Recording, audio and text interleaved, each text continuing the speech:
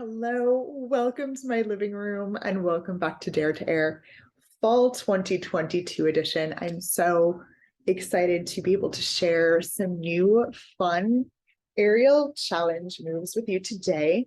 I have my makeup done. I was supposed to do a photo shoot this afternoon and it didn't quite work out and it got moved to tonight. So I'm here recording this and the email is probably going to make it to everyone very late this evening because I'm about to go try again for the photo shoot. So with that being said, I was going to share some windmills with you today. I've been playing with windmills a lot, variations of windmills, surprising windmills, creative ways in and out, and different things to do maybe after a second or third rotation to keep it really interesting and new and different for me. So that was my intention. And then at the very last minute, I decided to share something else with you, something that I have enjoyed performing ambient and aerial bartending with. It's a very cool sequence. There's a lot of places to play.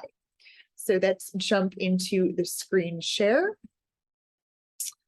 Is this it? This is the end. So we are going to start with a fan kick hip key. Do this entrance the first time we go through it, and then if you want to play with using a different way to get into that configuration, go for it. But for the first time, just do this as I go through it in the video because the setup can be a little bit complex for some. So 3 wraps down the bottom leg. We will take one more look at that in case breaking it up was confusing. Here we go. Hip key. 3 wraps outside to in, down the leg like a candy stripe. So you're not wrapping them on top of each other. You're kind of letting them go down the leg. The last wrap is on the ankle. We're going to pull that leg into face here and squeeze the shoulder blades behind you. Let the shoulders move down away from your ears and split. Now what's happening here is I'm going to bend the wrapped leg and it will move from the back to the side. Like it will come across the back of the pole and move to the opposite side of the pole. There's no reason to get alarmed. You will slide a little bit here. That is supposed to happen. And I'm telling you that so you can expect it. So split, holding the fabric that is wrapped down the leg. And then we'll take one more look at that, where it comes across the back of the pole. So now here, you can't see the front of me yet, but the tail is then being brought around the front of the pole. So you'll see as I spin around, that tail is across the pole and I have 3 wraps on the leg. And there's some other stuff happening too. You can make whatever shapes feel really natural to you. I chose a double stag for this one and hold it forever. Just hold this one forever. It's beautiful. Now I'm coming up. I took the wrapped leg arm up to the pole and then I tossed the tail to the other side, taking the tail, it was across the pole, taking that off. We will look at that again. So I'm going to come up and then take the tail to the opposite side of the pole. Now here, then I let the tail orient itself back towards the ground. Now here, I'm going to reach up with both hands, separate the pole and turn my back to the both poles that are separated. I am going to go into a neck hang here because that is what I was training. Unless that is something familiar to you and you have trained that with a coach and you have done this before and the proper conditioning, please move on to the next part where you simply take your shoulders back and through. It is the same shape. And a non-aerial audience will not really register that you're doing something a little bit different. Please honor your bodies with this one. And if you have neck stuff, just skip this. There were years where I didn't do anything that made this shape. So separating, turning your back to the separate poles, and then you see here that I am going for that neck hang. Get your coach to help you with this. Get your in-person coach to help you with this. Flamencoing both hands, I'm taking the shoulders through the back. So this is the shape that everyone should be striving for. This is the shape that is body appropriate and honors just preserving the spine. The neck is very delicate.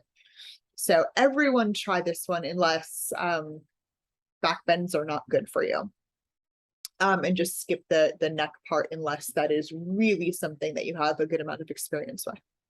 So coming back through with the shoulders like we were, beautiful arch. And you can go ahead and bend the leg with the wrapped tail if you find it's a little bit slidey, or if you just want an alternate shape here. And then we're going to invert again. Please keep all those wraps as best you can. And crochet or hook free leg, grab the tail, find another spin, and make all the beautiful shapes here that feel good to you. One that I didn't explore here that I like is to take the leg behind, bend, and grab the tail and do that pull to head thing. And then to start unwinding all of this wrap situation that we have on. Wrapped leg arm is high, free leg arm comes up and through. And from here, what I did is I started taking off the wraps, which no matter which entrance you or exit you use, you'll have to take off those wraps. And I pulled back over into a key towards the pole. So if my left leg was wrapped, I would move towards that leg into the pole. That is a difficult transition.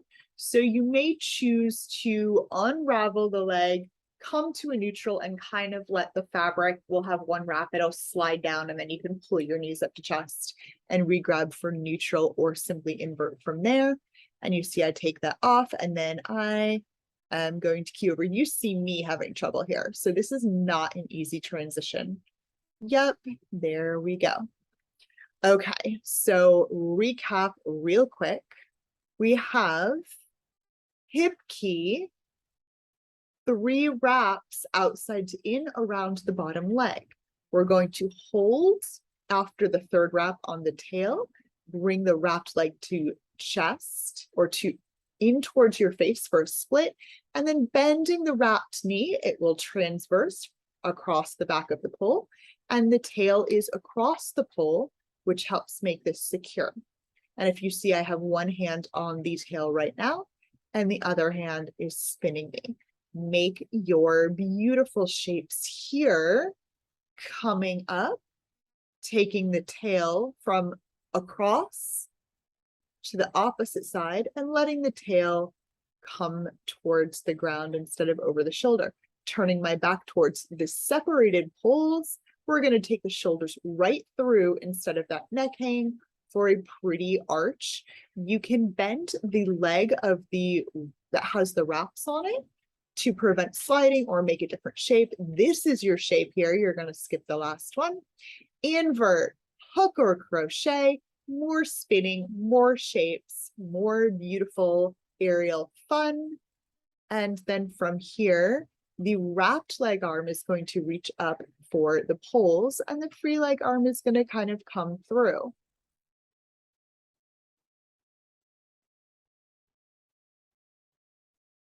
Yep, take that leg off, up and through, remove the wraps, and either key over or come back to neutral, and then you'll have to come to neutral one more time to get that extra wrap off of you.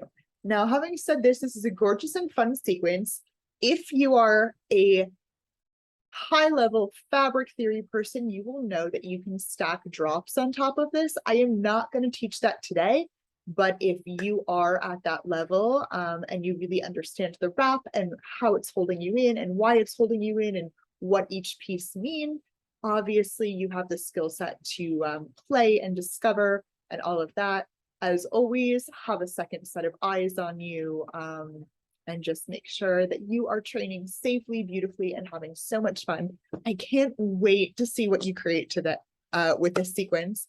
I'm super excited to share, and I'm super excited for you to share with me all of your creations, and I will see you in the group.